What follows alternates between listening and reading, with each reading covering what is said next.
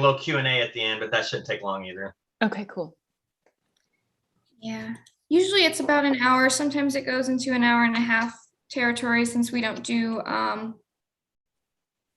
perfect, we're good to go on that. Okay, I'm gonna start letting people in, but yeah, we don't, it doesn't take too long, honestly, since we don't do breaks. Perfect, so let's just have everyone get in here. Oh, this is really good to start off the night, so, well, I guess should we wait till 5 after, or do we just want to get? Yeah, let's go ahead and wait till 5 after. It's usually. Sounds good. 2 more minutes.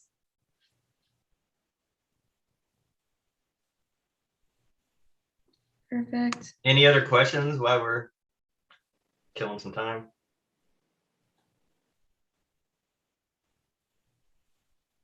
I'm just excited to hear everybody read. Same. Yeah. Heather, were you able to pull out some pretty good narrative? I'm gonna try. Yeah, this is my first time just reading like this, and also with people who do words professionally. So yeah, I tried for the narrative, Jason. I'm interested because I read a lot of the book to see what you're pulling out, to see what I'm always interested in all the writers and what they're picking out, and especially prose writers who are picking sections out. You know, poets are going to read their whole stuff or the whole poem. It's always interesting to me to see what they pick to read to deliver to the audience. Okay, well, I didn't know you'd read it. I should have asked for. I haven't read the whole thing. I just kept reading. Yeah. I wanted to make sure there was enough, narrative in it of a nonfiction for us, basically, is to keep attention and stuff like that. Yeah, I'll do my best. I'm excited just for everyone. I think it's a really nice night. It's like a perfect fall night too. Like I have my window cracked over in the corner. The vibes are like right for like a reading. Yeah, no, it's perfect. All right. Molly, do you want us to video ourselves? You can keep your video on, Deanna, but as long as we all just remain muted, I'll repeat this during my introduction too, but as long as we're all muted, video can stay on. Okay. Sometimes it's nice to see other people's faces too, you know? Hello, poets. Thank you for being there. This is Deanna. She's on our board. Hi, Deanna. Thanks for your work. Everyone. An honor. There may or may not be a 5-year-old who busts through the screen in a second, so it's like bedtime, ready to worries. I don't think it'll be all half the time my cat makes an appearance at some point, so it'll be I'm fine. telling you, when I taught last semester, I think my students saw a lot of like naked baby butt for like a lot of those classes just streaking by. That's why the screen is up. It is Kenyan. No worries. Yeah. Yes, it is. Yeah. It fits Kenyon College. Perfect. All right. I'm ready to start when you guys are, and we have a pretty good beginning crowd, so let's go ahead and make this happen. All right, so welcome to the second virtual installment of the 2021 River Styx reading series. My name is Molly Harris, and I'm the managing editor of River Styx, and I'll be your host for the night. There was a $5 suggested donation, which you can pay through the link that I'm going to drop in the chat in a second. Like I said, suggested, no worries. And to get us started, I'd like to thank the following for their support: the Regional Arts Commission, the Missouri Arts Council, the Missouri Humanities Council, the NEA, and the Kransberg Arts Foundation. And finally, I'd like to thank all of you for coming. I know the Zoom fatigue is real, so it means a lot that you guys can take time out of your Monday to come join us. We just really appreciate it.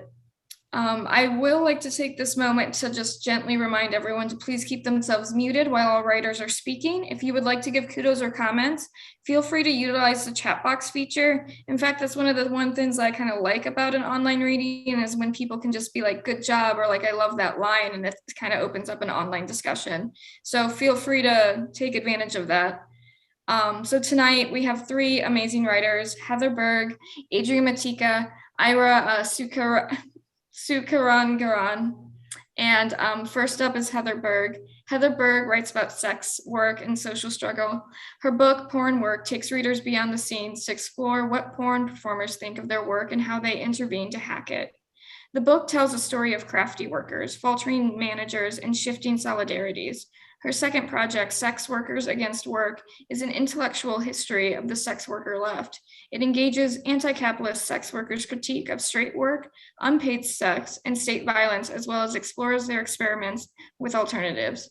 Professor Berg's research and teaching interests include sexuality studies, Marxist feminist and queer thought, and resistance studies. Her research appears in Signs, Feminist Studies, Women's Studies Quarterly, and Porn Studies, and it has also been featured in the New York Times, the Los Angeles Times, and El Paso. At Washington University in St. Louis, she teaches courses on sexuality and the state, sex and money, everyday unruliness, and feminist theory.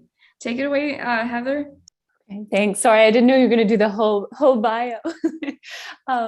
Well, thank you so much for having me. It's really a treat to be here. I don't really think of myself as a writer, but an ethnographer. And so I just feel like so lucky to be in this space and appreciative of you listening to like the words here, which is not what I wrote with this in mind, but thank you for bearing with me nonetheless. So I'm going to just start with some pages from my introduction. I'll skip ahead to a piece of a chapter that deals with the problem of authenticity. I thought that this audience of other creative laborers, like porn workers, might identify with some of those questions. And then we'll close out with just a bit from the epilogue. So every porn scene is a record of people at work. Sometimes it is also something else. Enjoying and hating it, the workers I interviewed for this book situate porn at the intersection of life and work, pleasure and tedium, entrepreneurial hustles and waged labor. Sometimes porn work is a way to refuse other ways of making a living. Fuck overtime, some said. And others, it feels much the same. Again and again, porn workers told me that they left straight, that is non-sex work, jobs, for porn because they hated working. But most also confirm veteran porn publicist Dominic Ace's assessment that, quote, this is a job, this is a gig. Are you going to get used? He asked. Everybody gets used in one way or another, whether you're a secretary, a janitor, whatever. The difference here is sex. Porn work is work, and work that at once offers ways to subvert the harms of straight jobs and often reproduces them. And so after we talked about wages, connecting with scene partners, policy, and how porn performance is a lot like working in a bookstore, performer, author, and activist Connor Habib paused to trouble the work language I was using. I don't like the worker part, Habib told me. I'll use porn star, that's fine. I like being a constellation instead of a laborer. After that interview, I started to ask interviewees if porn worker resonated with them. I absolutely am a porn worker, Ella Darling responded. I respect it if someone doesn't want to think of this as work, but it is. You can think of it as dancing on the moon. That doesn't change the fact that this is how you pay your bills. Porn work maps porn at the nexus of these realities. Porn work reveals deep contradictions at the core of late capitalism. Workers exit traditional jobs in search of autonomy, but find precarity on the other side. Pleasure makes work livable, but also gets us to do more of it. The authenticity we seek in sex and work can be sold off for parts, and it can also be sustaining. Workers organize against the twin forces of state surveillance and neglect, and solidarities break down when workers escape managerial control by becoming managers themselves. If these tensions are familiar to thinkers and doers of straight work, that's because porn work isn't exceptional. Instead, the conditions porn workers have long experienced are exactly those heralded as the most striking developments in this economic moment. Intimate life is increasingly brought to the market. Individual workers, rather than employers or the state, assume the economic and health risks of doing business, and a hypermobile gig economy is eclipsing more stable ways of working.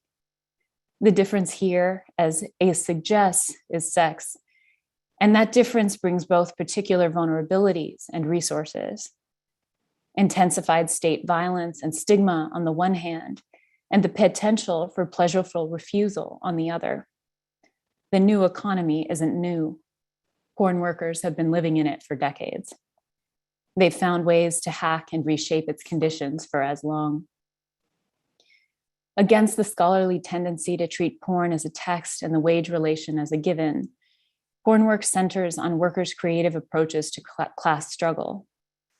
This is another place in which porn is not quite like straight jobs. Workers here are often craftier than those in straight jobs and have less romantic analyses of work under capitalism. Their ways of intervening in it aren't always transformative. Sometimes intervening means ascending hierarchies rather than dismantling them. But they do highlight the contradictions and the stakes. A porn work lens makes for a sharper anti-capitalist feminist critique, not just a more incisive one. Habib's position on the work question would shift in the years after our first meeting, and he would become more interested in craftily appropriating the language of sex work than in rejecting it. As long as we misuse work, we can erode it, he said. Porn workers are experts at this kind of misuse. Breaking the fundamental rule of waged work, they sometimes take more from the job than it takes from them. Nimbly responding to current conditions and inventing new ways of working, they use porn work toward their own ends. So I'm just going to skip ahead a little bit here to a section on authenticity and pleasure at work.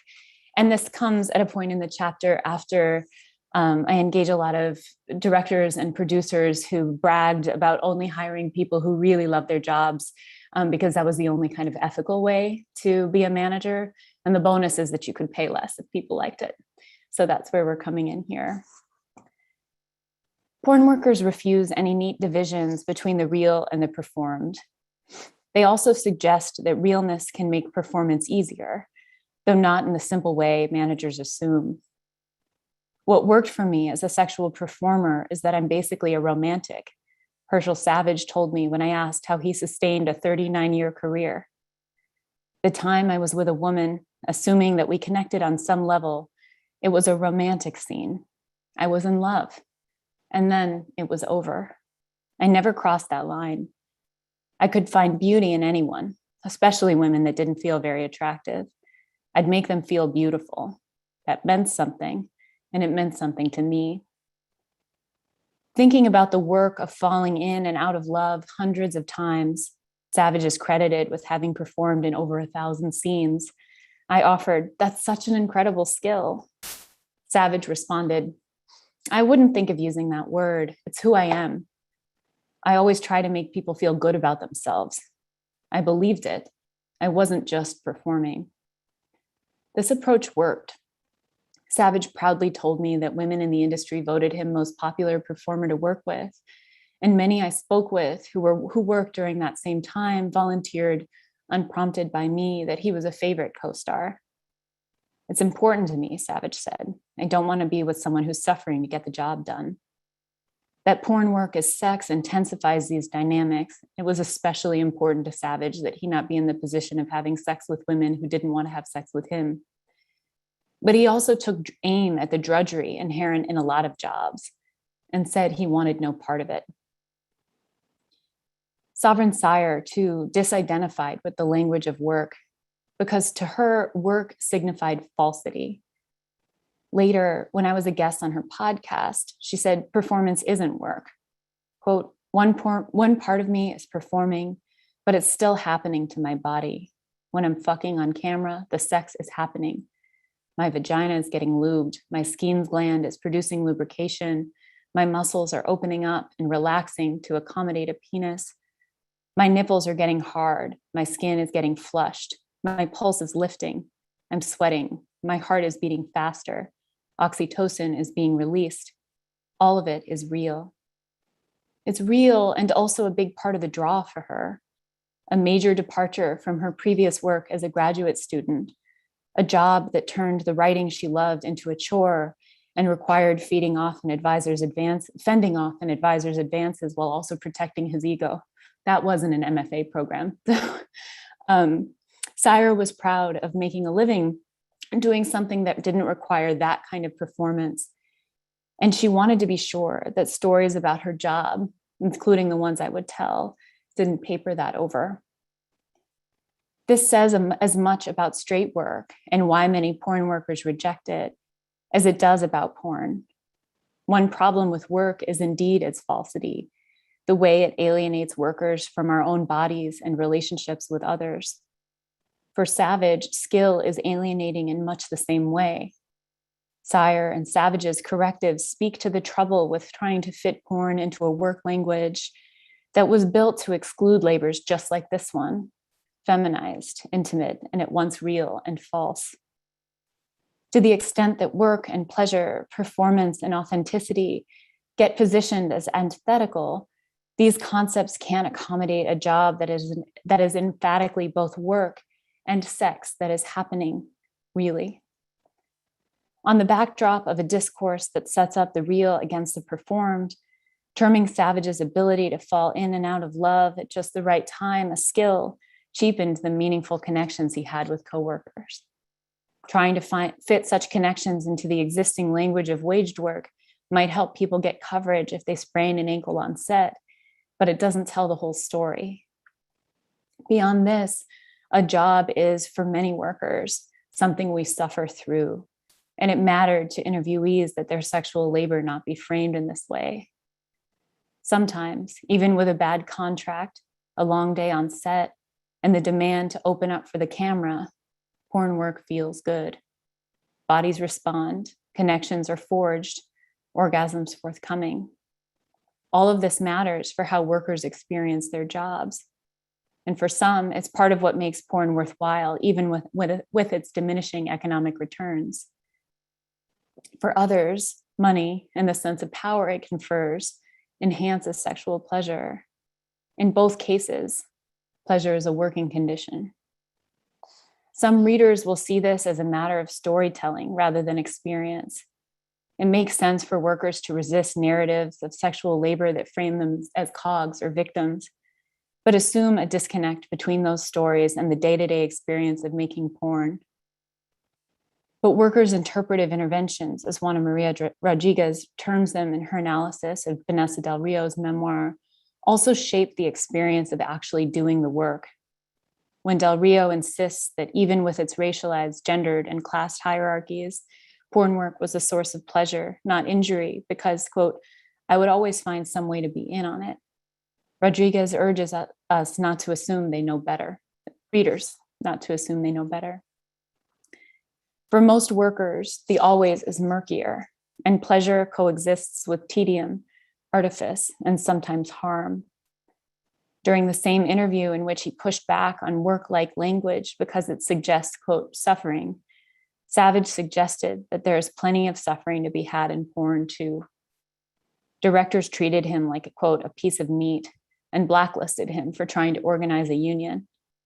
At 62, when we spoke, Savage was struggling to pay the bills, having received no royalties, even as his performances in blockbusters like Debbie Does Dallas had made millions for producers. This sounds a lot like the worst straight jobs, and yet Savage still resisted a language that reduced porn to work. He also said that the connections he forged with coworkers and the pleasures those made possible kept him in the industry, even as conditions in other ways were quite poor. Sometimes the things that make work tolerable also get us to do more of it. If workers who have sex for money run afoul of the rules feminist critics and porn managers alike set up, those for whom authentic desire and pleasure are central break another set of rules.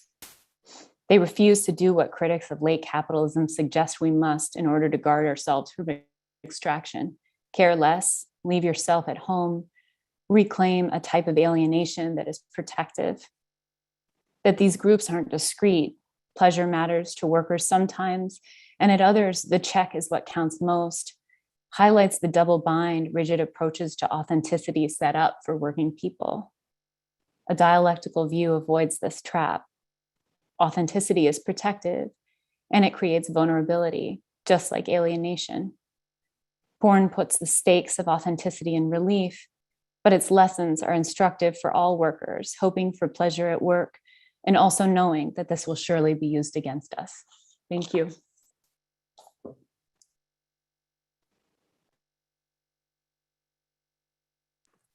Thank you so much, Heather. That was really powerful. And I feel like it gives you a lot to think about. And I just really, really enjoyed it. You read very well, by the way, too. Oh, So thank no you. worries. No worries. Okay. Thank you.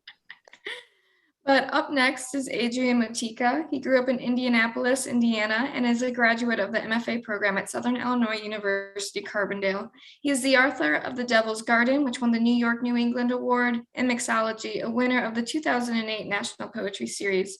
His third collection of poems, The Big Smoke, focuses on Jack Johnson, the first Black heavyweight champion of the world. The Big Smoke was awarded the 2014 Ainsfield Wolf Book Award and was a finalist for the 2013 National Book Award, the 2014 Hurston Wright Legacy Award, and the 2014 Pulitzer Prize in Poetry. His fourth collection, Map to the Stars, was published by Penguin in 2017. His mixed media collection, inspired by Funkadelic, Standing on the Verge, and Maggot Brain, and a collection of poems, Somebody Else Sold the World, are forthcoming in 2021.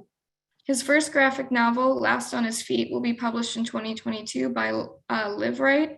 Among Matika's other honors are the Eugene and Marilyn Glick Indiana Authors Award and fellowships from the Academy of American Poets, the Guggenheim Foundation, the Lanham Foundation, and others. He is the Ruth Lilly Professor of Poetry at Indiana University Bloomington and served as Poet Laureate for the state of Indiana from 2018 to 2019.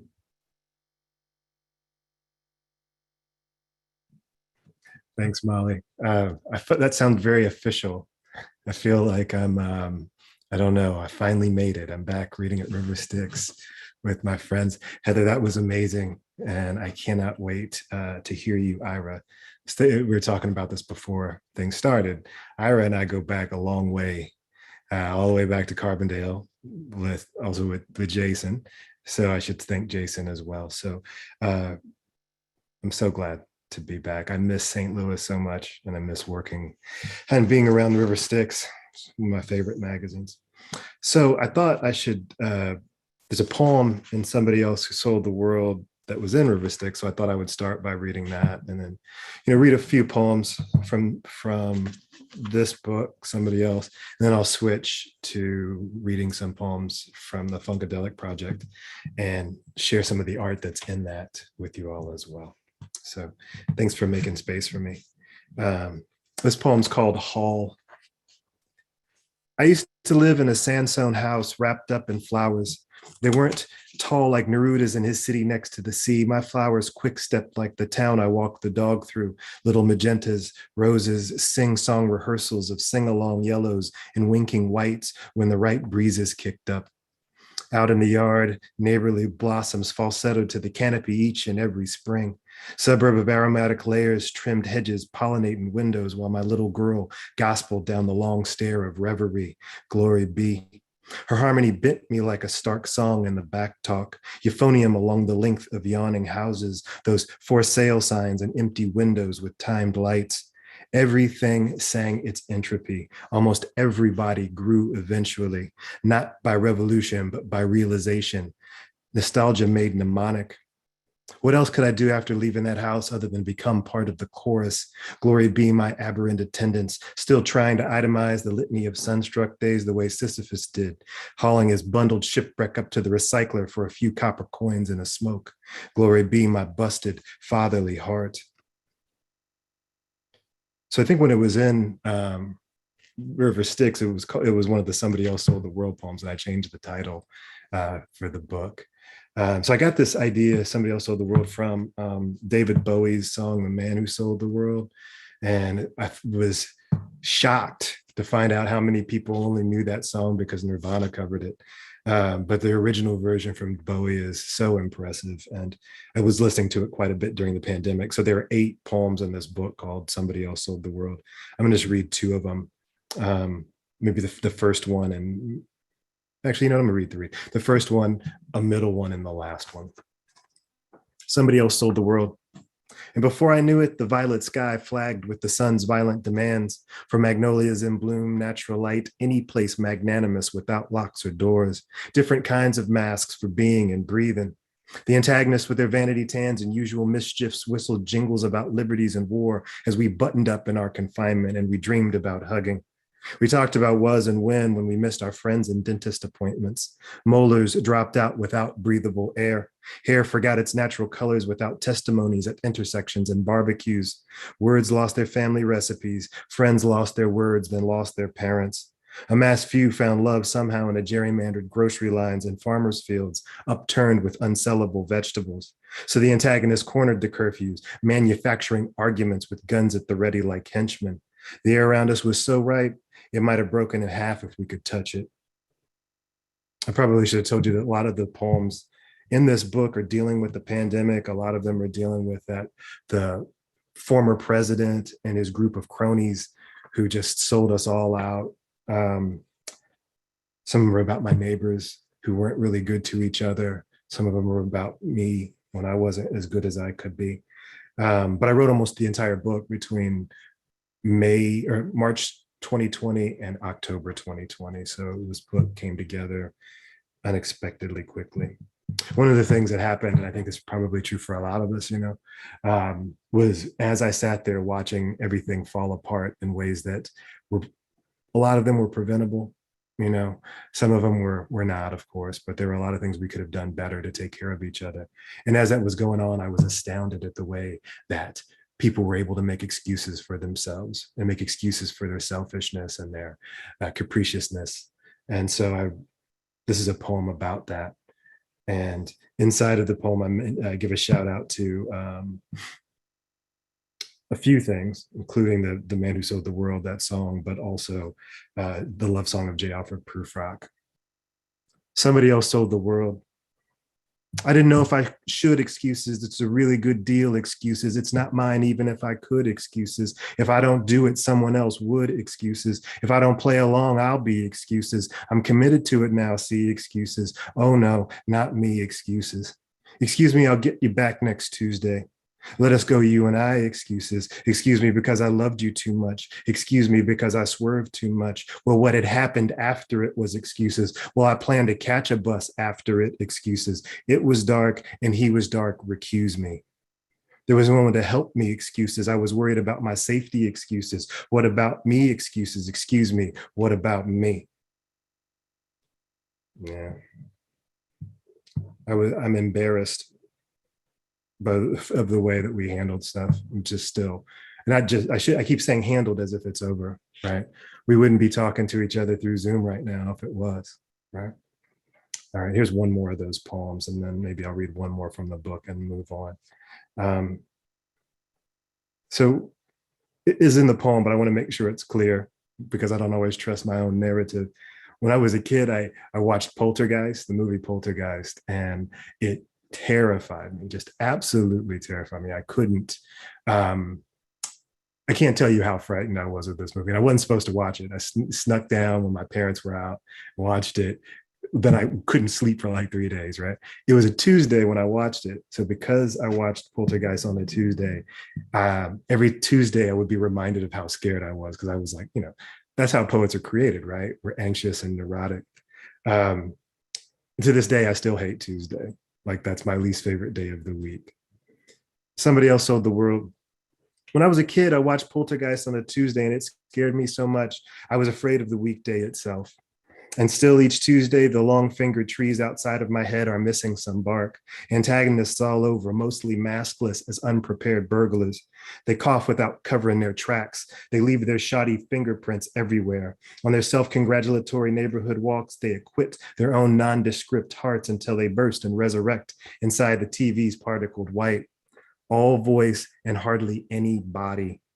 It will be weeks before anybody cares enough to change their channel. In my imaginations spring forward, the last antagonist in his fold-out throne feels just like a black man for a minute.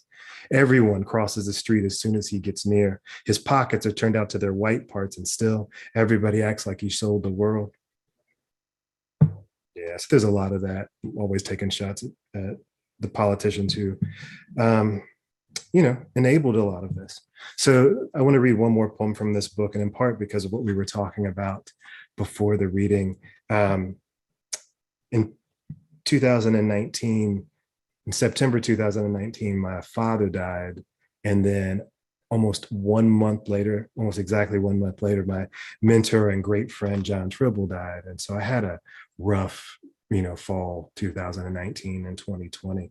But one really beautiful thing that happened that fall was I read at Emily Dickinson's house.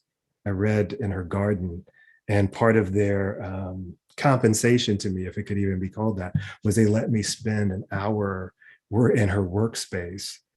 And so I wrote a poem while I was there in that hour, read it in her garden, and it's in this book. And now it includes my dad, and it also includes John. So I'm going to try to read it and not choke up, because it makes me sad to read, but it also makes me really happy to share something that I wrote in Emily Dickinson's bedroom. I'm such a big fan of her work.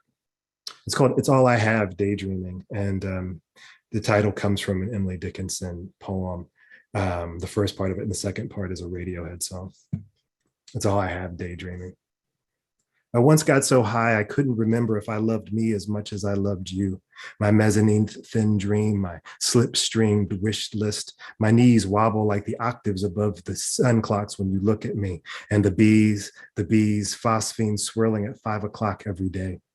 I once got so hyped the buzzing sounds cleared out my ears while previous Christmases piled into questions. They reopened infatuations as almost reality. They broke my reservoir of debt eventually. In the damage, even imaginary oceans need imagined plankton, and so I ended up in the boathouse of quotations. Sometimes bees seem sentimental as they fan the air with things I don't feel like talking about. My old life, Pops, John. What else could I do after letting go other than hum at the water? All of this loss, mystifying as hydrology. None of it relieves my dreams of the three of us in Seattle by the glittering lake. It's backdropped by mountains as the water recedes. The turtles here submerge when geometrically convenient. Fish, too, finning in temporary current. All of us backstroking, so there's only sky to see clearly in the soak. I mean, just that selection, though, makes this book sound like it's a little bit of a downer, but it's not. I don't think so. There's a poem in here about Travis Scott. There's a whole kind of stuff happening in this book. So I'm going to share my screen with you so you can see some art. But before I do, this is the book I'm going to be reading from. It's called Standing on the Verge. And then when you flip it over, there's another book on the other side of it called Maggot Brain. So it's two books in one. I'm going to maybe more like, two 35-page books in one. So they're bigger than chapbooks, but not. And every page has art. You can see this kind of stuff. We're not going to be looking at this side of things. One side was done by an artist named Kevin Nyrider, who lives in Seattle and just paints. He's a brilliant dude. And the other side, which I'm going to be reading from today, the Maggot Brain side, the art was done by a guy named Nicholas Gallinen, who is an indigenous artist who's got work every place. He's a pretty successful artist, and they're both musicians too. So it was a great joy to collaborate with these two painters who are also musicians. In fact, Nicholas's band is called Yate Sing, and they're on Sub Pop. So he's a professional musician on top of being a professional artist. If he wasn't my friend, I'd kind of be pissed off because he's also handsome too. So it's like all of this stuff. How can you be so gifted and then also be this beautiful person too? Yeah. All right. So I'm going to share my screen so you can see a little bit of his work. I'm just going to read 3 poems, and they're short. So get this going. A year and a half ago, I wouldn't have known how to do this, but here I am now. I did teach it for so long, I can do it. All right. So y'all can see that, right? We're good. Okay. I'm gonna close that out. So this is some of Nick's art that you're going to see that goes along with the poem that I'm going to read. So this side of the book that I'm going to read from is about Eddie Hazel, who is the guitar player for Funkadelic and also was the main guitarist on the song Maggot Brain. He was an addict and died in 1992, broke and on the streets. So I'm just jumping in. Ain't you supposed to be discreet inside this sorry song like notes made out of teeth? Ain't you supposed to skip the wet alley of heartbeats? As many questions as belief before the needle and need. In the brain pan, light fixtures are vacant the way they always are in abandoned houses. Flick of empty switch, notes conscripted and amalgamating, and somebody out there is hoping for a place to glitch. They throw a protest brick made from sound into your amp stack anatomy. They giggle as speaker and preamp tumble intimately. Maggot brain, foil packs crumple the same way. Bend of fingers, bend of brain around arcing spent light. The knuckles rising behind that twitchy brick are a silhouette of mountainness. Left loves, lost guitar picks, drop afro picks on the dash to cop. And then from a cop, his nightstick slapping is hip with each brogan leap.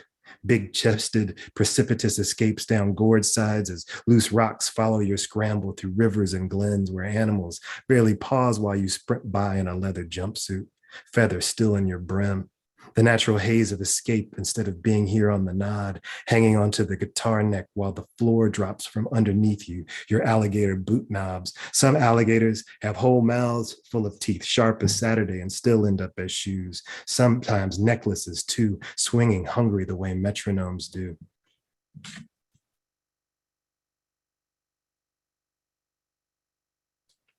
So this is one long poem broken up into sections. So this is another section of it.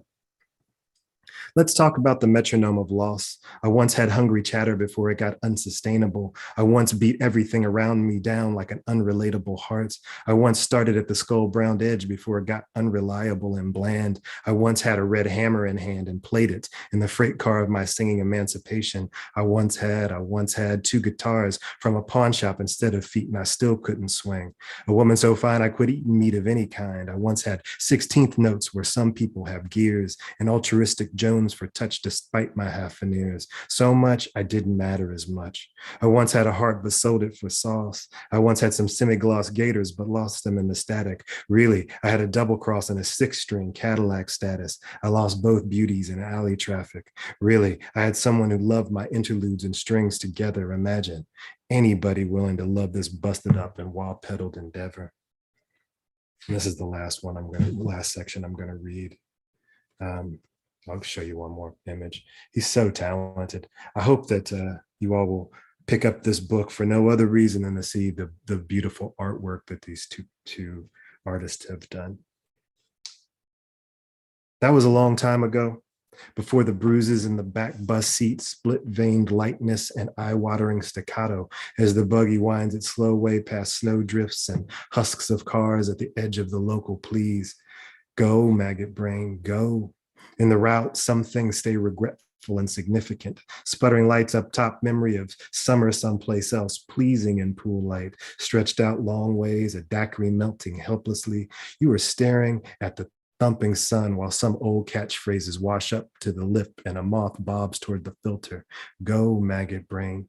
In the drafty aftermath, there's not a word for stop when your jawbone gets used as a washboard. Scrape of knuckles, whelped skin from washing bumps, from washing mosquitoes or needles on the way down. Flip of cigarette at the thick-tongued city. Maggot brain, somebody downtown is sick and losing a mama right now. Go, maggot brain. Go, maggot brain. Thank you.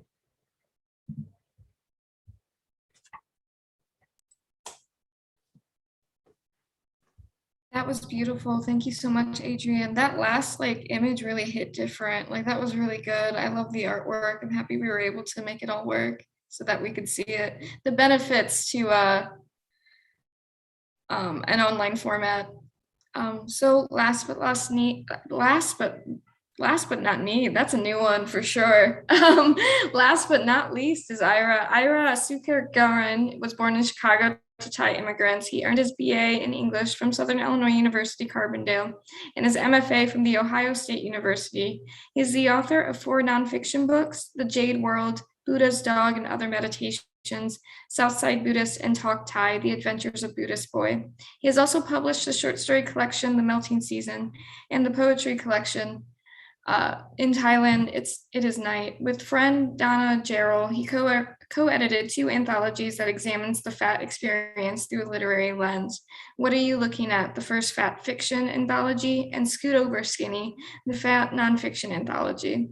He is a former member of the Board of Trustees for the Association of Writers and Writing Programs and is currently on the advisory board for Machete, an imprint of the Ohio State University Press dedicated to publishing innovative nonfiction by authors who have been historically marginalized.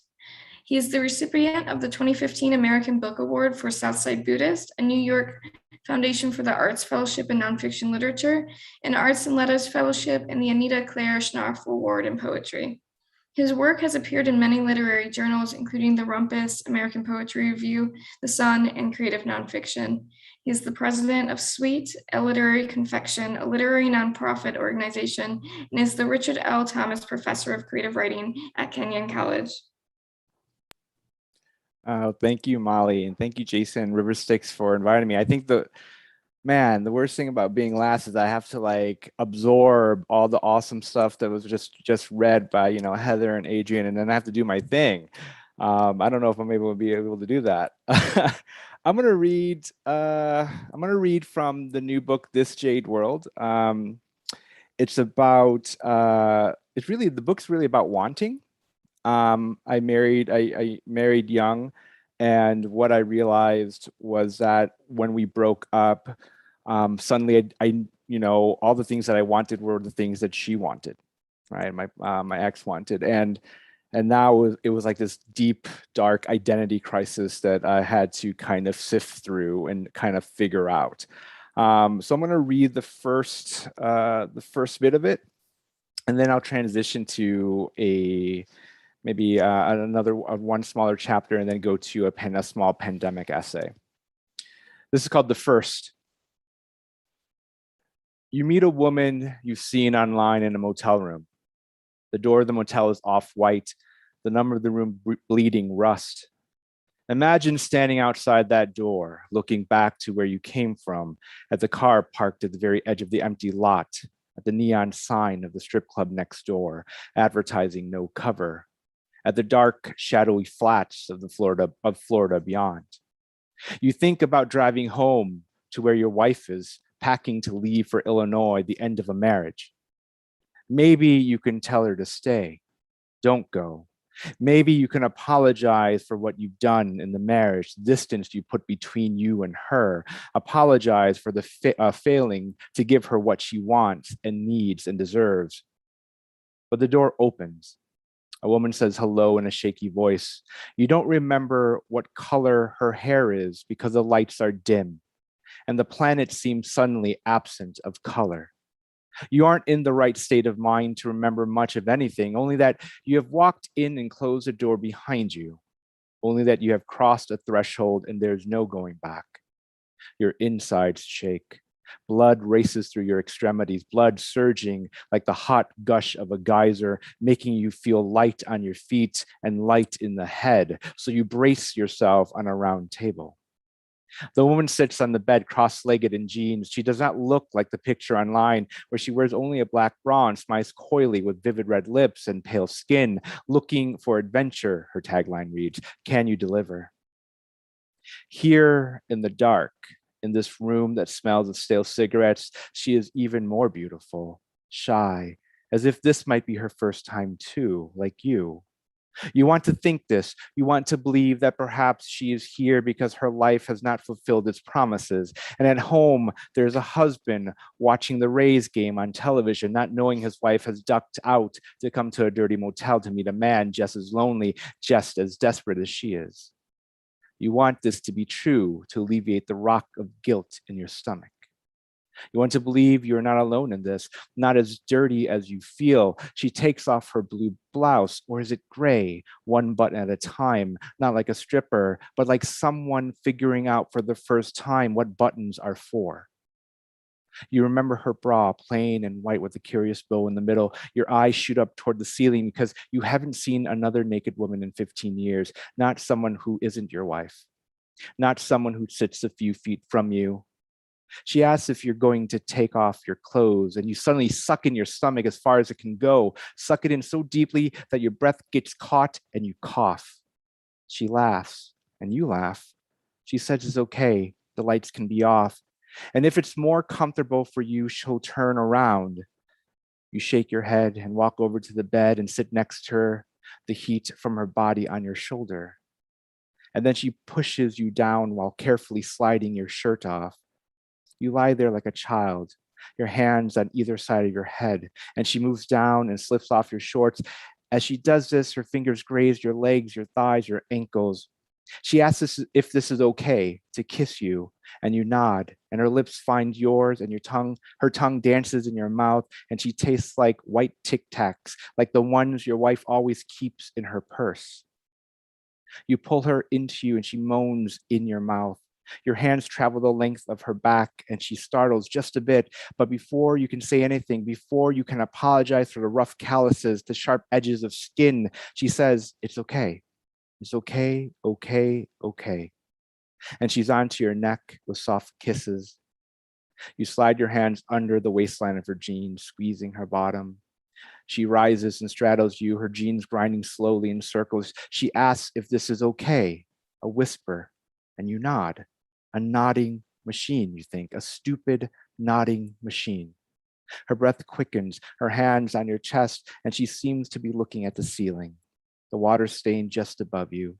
And you seem to be trying to look at what she's looking at because you can't look at her and her little bow bra, her and her breasts, which are heavy, which when she presses her arms together, form a dark canyon between them. She asks if it's okay to touch you, and you nod. So she feels underneath your underwear and strokes you gently. And you have to turn away and close your eyes because there is a hand and it isn't your wife's, and it's softer, smaller, and you can feel a ring on one of her fingers because it grazes the sensitive side of you. And you think this feels good, more than good. And you want to go on, but other thoughts invade your head, like all your insecurities, all your woes, all the reasons you stopped having sex for over a year until this moment. She asks if this is okay, and you nod.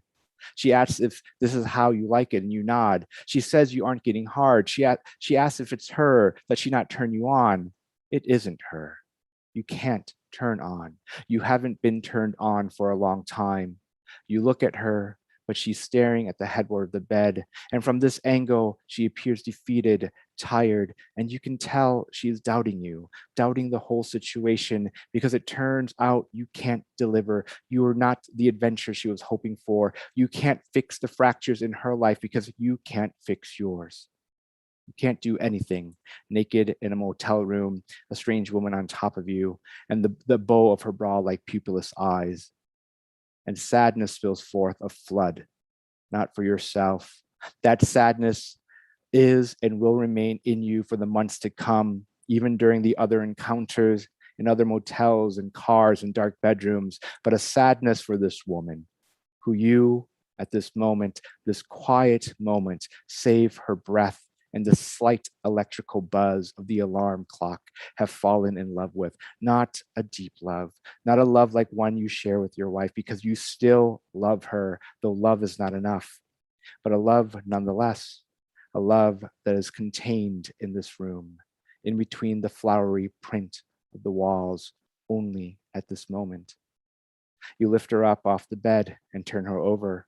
The swiftness of the movement catches her off guard, and she takes a quick inhale of breath. And now it is you, your lips tasting her neck and shoulders. It is your lips kissing her through her bra, and it is your fingers traveling down the plush of her stomach, under her jeans, under her underwear. And you whisper whether this is okay. And she nods and sighs, nods and arches her back, nods when you enter the heat between her legs, nods, nods, nods. So yeah, the book really is about wanting, right? And so as I was saying before, like, I'm a city boy, right? I grew up in Chicago, and my ex Katie, who remains my best friend, she's from the country. And I suddenly, when the question of what I wanted was posed, I would say, oh, I want to live in Central Illinois. I want to have horses, right? I want to go bird watching. These are not like the only birds I watched when in Chicago are like pigeons, right? Like so this is, this little chapter is talking about another want that kind of snuck up on me. It's called After the Hysterectomy. When you meet someone at 21, someone 9 years older and wiser, you learn the world through her eyes. You're a blank slate, a boy who hasn't lost enough. You adopt what she wants and her views on life, her interests, nature, birds, the infinite flats of Illinois become your interests. And suddenly you, the urban misfit, find yourself donning a pair of binoculars and aiming them in a tangle of branches, leaning your ear to every tweet and Twitter, every rapid flap of wings. And suddenly you want to retire in an old farmhouse in central Illinois near her family and grow corn and strawberries, raise horses you will never ride.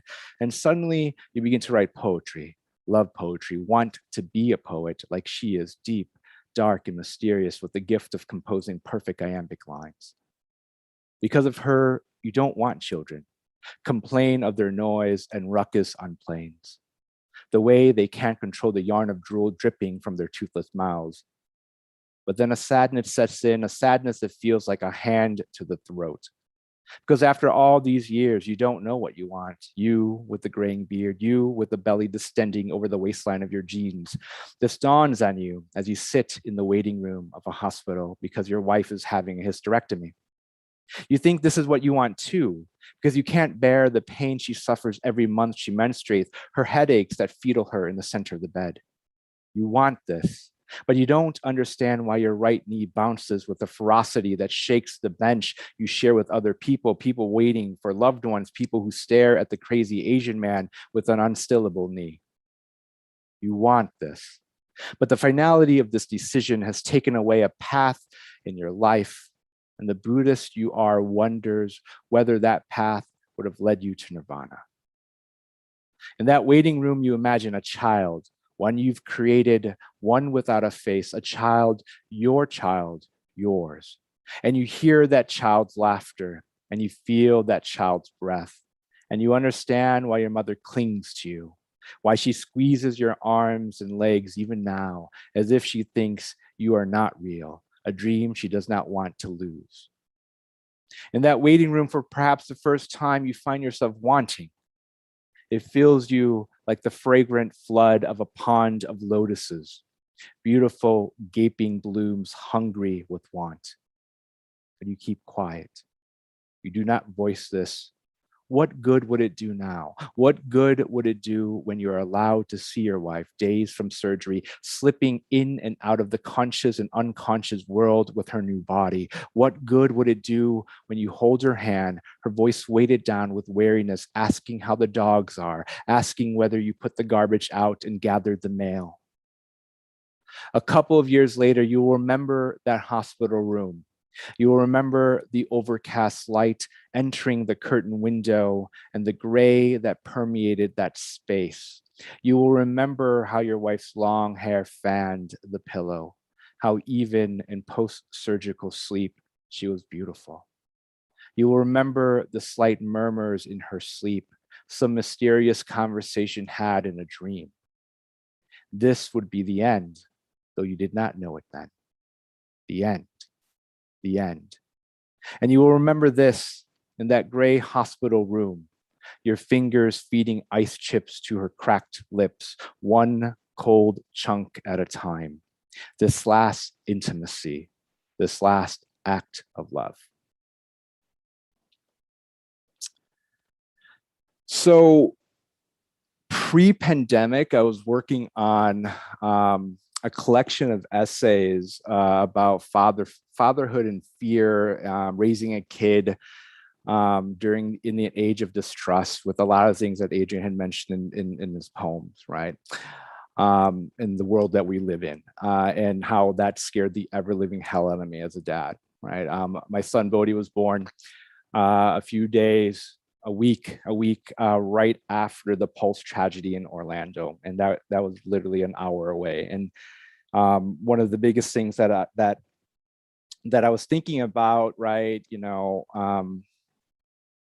pre his arrival, was like the gender of this child, right, which was like, if this child ends up to be female, a girl, how do I protect her from a world of violent men? And if the child ends up being a boy, how do I raise him not to be a violent man? When the pandemic happened, it threw a wrench to everything. Fatherhood took on a different meaning, a more messy messy meeting. And the only thing I could do was actually kind of write these really short pieces. And music was kind of a real big saving part of that, the beginning of that pandemic. So this is a essay. I'm going to not read all of it. I'm going to read just certain selections of it. It's called The Father's Liner Notes During the Pandemic. I'm going to read, let's just do section 2, Beastie Boys. So what you want? We planned a trip to the office at school to retrieve the books I was teaching before the semester went remote. It is a good morning, everyone in a cheerful mood, despite the low-hanging clouds that have grayed the last week. Some mornings are rough. Some mornings, Bodhi wakes up cranky and crying and clinging. Today, he sits in the middle of the king-size bed in fire truck pajamas. He smiles, his one dimple denting deeply into his right cheek. What color do you want to wear today? My wife Deidre asks. She peers from the bathroom doorway, brushing her hair that grew longer in the last weeks. Before all of this, her hair kissed the top of her shoulders. Now it falls down her back. Purple, Bodhi says, Daddy's favorite. That's right, buddy, I say. I slip on jeans for the first time in 2 weeks. They feel alien to my skin, rough, not like soft cottony sweatpants. What color toothbrush do you want to use, red or blue? Red. What color toothpaste, Deidre says, blue or green? Green. Bodhi throws his hands up as if he has won a marathon. I smile. I wish I still possessed the same thrill in small things like toothpaste and toothbrushes. He reminds me, especially now, that joy can be found anywhere at any time. What do you want to eat for breakfast? I ask. Bodhi stares at the ceiling, brow furrowed, as if the answer to the question posed to him will save the planet. He makes the universal sound of contemplation, before rendering a decision. Cheese. Flat or string, Deidre says. Again, deep contemplation. Flat. What do you want to drink? Milk or apple juice? Apple juice. All right, I say. Let's do this. I play Beastie Boy on the phone as we finish our morning routines. Bodhi brushes his teeth with his red toothbrush and green toothpaste, and he slips on his purple shirt, and he eats his flat cheese, and he drinks his apple juice, and we dance. We dance in our bedroom. We dance as a family. We dance, and it shakes the photos on the walls. We dance the entire morning before we get into the car and make our way through a world that seems familiar and not. 3, we will rock you, Queen. The neighbors are out because the sun made an appearance. Grills fire up, music blasts from outdoor speakers, a strange mix of cheesy country and bad pop and Spanish hip hop. Most of our neighbors have kids Bodhi's age. It was one of the reasons we chose the neighborhood so Bodhi wouldn't lack any friends and he could run and play until he collapsed, which he always did. But that was then. Those kids he played with have siblings, and all those siblings are running and playing with each other. Some wave at Bodhi. Some don't seem to recognize the world outside the boundaries of their homes. I garden, digging up soil, planting annuals. I'm desperate for color. This desperation makes me obsessed, and my obsession means I go to the nursery with a mask on or online order too many flowers. Bodhi helps. A 3-year-old helping equals throwing dirt at daddy. I create a new game, Save the Worms. When I dig up the soil, Bodhi transplants dislocated worms into flower pots or what he calls worm hospitals.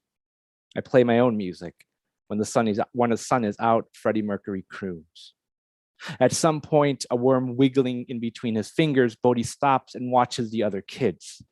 He watches them swing on their play sets. He watches them jump on trampolines. He watches them run and laugh. He knows he can't go to them like he used to, so he watches. He stands statue still. Buddy, I say, I found a big one. He needs help, hurry. He doesn't look at me. He drops the worm into the grass. I'm done, he says, and walks back into the house. 4. Joan Jett and the Blackhearts. I love rock and roll. Before his world was reduced to this rectangular lot of our home, we would make the long drive to work and school. For over 6 months, this was our routine, 5 days a week on the same route through the same Ohio fields of the same Ohio farms. Sometimes the early morning fog would be so thick we could barely see in front of us. This made us quiet. Sometimes I listen to a podcast, sometimes songs from a playlist. One day when the fog was at its thickest, Joan Jett came on with her badass voice and her badass riffs on her badass guitar. The faint outlines of houses blurred by in a shroud of white. In the rearview mirror, Bodhi nodded to the beat of the song. The sun filtered through the murk, spreading a blinding gold light. Play that song again, Bodhi said when it ended. It's so cool. You like it, huh? I love it, he said. It's my favorite. A few hours later, when I pick him up at the school, he would tell me to play the Monster Mash. It's my favorite, he would say. Okay, I said. I played Joan Jett again. I kept playing her until we arrived an hour later. It was as if Joan were willing the sun through the fog, summoning it to blaze the world awake. Here's the last section. 6, the Notorious B.I.G. Big Papa. When it gets to be too much, when your anxiety feels like a vice closing around the throat, when you lose the sense of who you are, you take long drives the way you used to when you were younger, in your teens, feeling teen angst. And the only way to alleviate this tightness is to be alone behind the wheel with the music turned up so high, you can't hear anything. You drive, no destination, with the purpose of getting lost. You lose yourself in rural Ohio. It's easy. Fields lead to more fields, to more fields. Roads are so flat you can see miles and miles ahead. Directions, north, south, east, west, lose meaning because you are headed nowhere, and nowhere can be anywhere as long as you keep your foot on the gas. Picking the right song is vital. To drive to the wrong song can have the opposite effect of intention, which is to settle and calm so you can exist and thrive.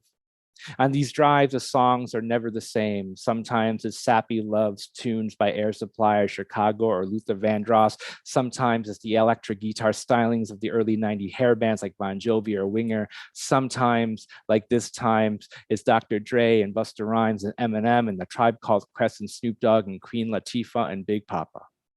And somewhere between some farm and some small town on some small road, somewhere an hour far from home, you are becoming more aligned when you receive a text that reads, "He's asking where you are." And you turn on the GPS to get home, realizing, as you always do, you can never truly be lost, especially when someone is waiting. When you arrive, that someone will run and embrace your legs and say, "Daddy," with utter joy. He will hold you tight, bury his face in your thigh, and you will pick him up, noticing in the weeks at home how he keeps growing heavier and longer. And you will kiss both cheeks and forehead, and you will say, "Daddy's back. He's not going anywhere. Let's play." Thank you.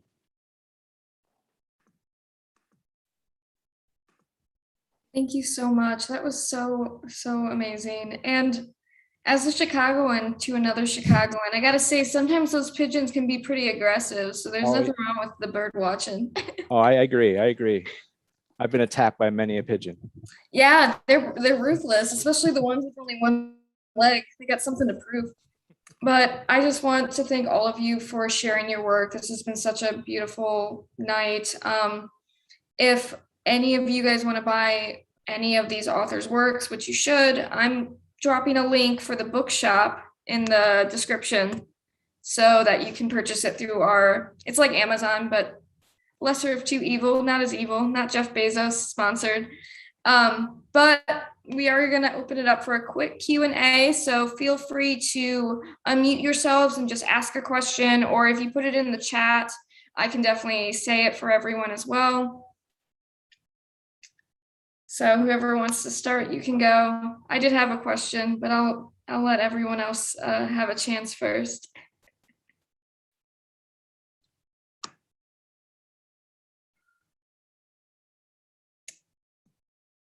All right, I'll get it started for the Q&A then. So Adrian talked a lot about the pandemic and his pandemic poems. So I guess like my question is, when it comes to the pandemic and burnout, like how do you overcome that, or like how do you make peace with it, or how do you just like take it as it is? Like how do you like push through, I guess, in a way? That's a pretty heavy question, so especially since we're all still living through it, but Are you asking about like our creative, our writing? Yeah, like if you experience like, because I've heard like about like collective burnout, like loss of motivation. So how do you push through that if you experience that, or just how has the pandemic changed your like workflow? I'll start because it's pretty easy. So I'm on sabbatical right now, and anyone who knows sabbatical, it's like you're supposed to be working on your, your next book or your whatever. And honestly, the sabbatical has been used to just recharge. I have not written anything, and I'm okay with that, right? I think one of the things that this pandemic has made me realize, well, I mean, is that writing is important to me, but there are other things that are necessary too right now. I think right now in our culture, we are in the midst of a deeply a mental health crisis. And so all the creative juices that I have right now is in just kind of mending myself before I get back into the classroom to help my students find their own kind of way. So sometimes right now the writing is on hold. It's there. And I think I'm really privileged to have a life where I don't need to produce as much as I used to, right? I have a really privileged life in that. And writing, I've made writing integral part of my life, and creativity an integral part of my life. It will always be there. But for me right now, I just need to I need to heal.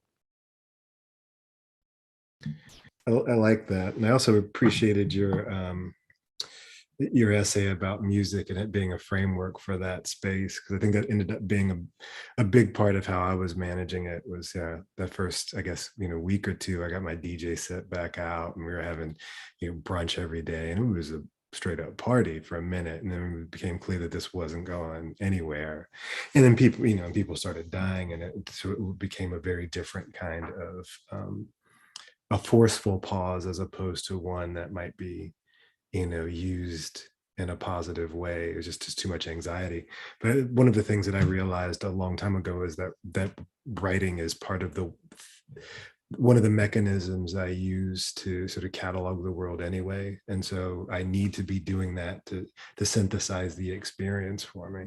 And I thought I was writing a book of love poems, because because I'm terrible at them. And I was like, all right, here's my big challenge. I'm going to write these love poems, and then the pandemic happened. So there were like 5 poems, I think maybe 6 in the book that were written before that period of time. And then everything else, there's still love poems in there, but they're filtered through this experience, this sort of communal experience of anxiety, and this communal experience of, just elevated tension, right? Everybody's blood pressure is up. And then you see these people on these rich people on Instagram, like on islands and shit like that. While the rest of us, especially as Midwesterners, there's no water anywhere. It's like the White River and some man-made ponds around here. And so I'm looking at this other version of it too, and I just kept coming back to that. It's like, the inequity was always in our faces, right? But it became even more pronounced during that period of time, because some of us who don't have were forced to deal with it one way, while there are other people who it just barely slowed them down. So anyway, to be back to the writing became a way to frame the experience, and so that was, had I not been writing, I don't know what I would have been doing.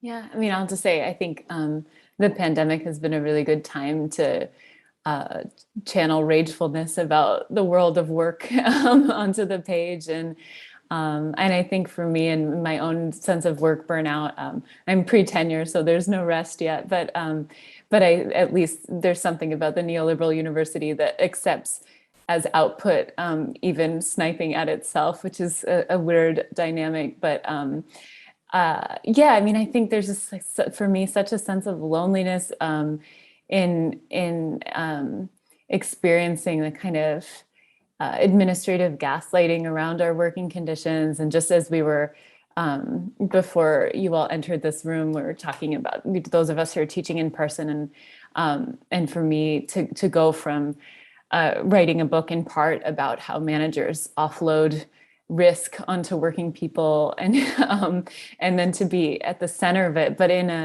for the first time in my life in an industry where workers, unlike sex workers, do not have a self-consciousness around that, has been really difficult and bad for burnout. But the other side of that is that writing alongside sex worker thinkers who are, very class self-conscious and very pissed off and very hungry for alternatives has been really healing. So I guess both of those things.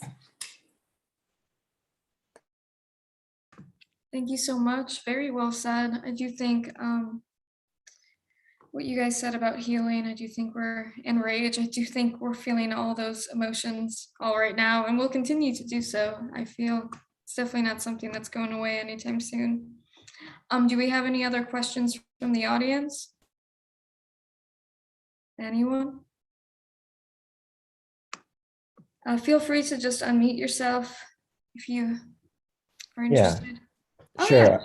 Hey, I have a question. So first, thank you everybody. It was really wonderful reading. So I don't mean to drive us too far into the theory weeds, but I do have a question for Heather along the lines of Marxism and sex work. When you brought up Marxism, typically the discourse with sex work is kind of hinges on the morality and the labor aspect. But thinking of it in terms of the commodity, I'm wondering what do you see as the kind of dialectic between what precisely is for sale, whether it's the body or the act, and how the workers conception of their role could be staked in their answer to that question, and then how not just you see that question, but the people who you are interviewing and writing about might indicate their kind of commitment there.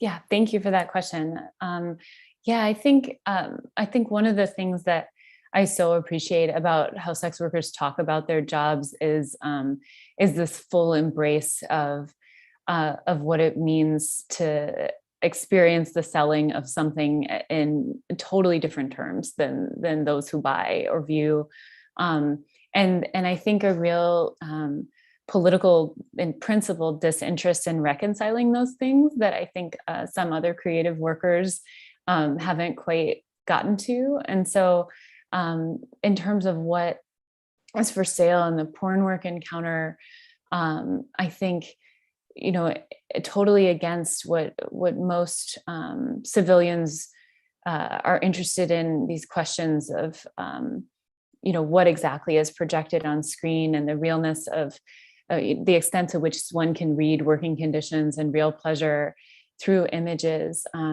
So many workers talk about that in a way that that is absolutely divorced from what people see. And likewise, I think for folks who do in-person work, and as Molly mentioned, the project I'm working on right now is animated entirely by communist identified sex workers. So they're talking a lot about this question, but thinking about one interlocutor says, and I think this is so beautifully put, what sex work produces is the ability for us to make a living.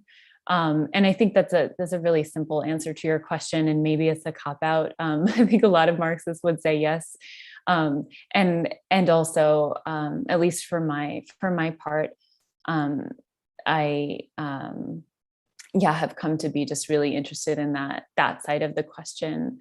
I feel like I'm not doing your question justice though, Casey. And I'm a little fried at the end of a long day of teaching, but does that kind of get one place where you wanted me to go? Oh yeah, absolutely. I really appreciate the kind of other perspective there. Yeah, definitely. Thank you. Thank you. Any last questions? Does anyone else? Don't be shy, guys. All right, well, I guess if that's the only 2 questions for the night, that's all I got for you guys. But thank you so much for coming. Everyone did so well tonight. Honestly, just thank you. I'm dropping a link to purchase their books again in the comment section. So please feel free to share it around, even if you can't purchase yourself. And just everyone, just thank you for coming. We do have another reading coming up next month. It's always the third Monday of the month, so that will be November 15th. And this recording is also going to be on YouTube as well after the fact. So like I said, thank you guys so much. I really appreciate it. Thank you.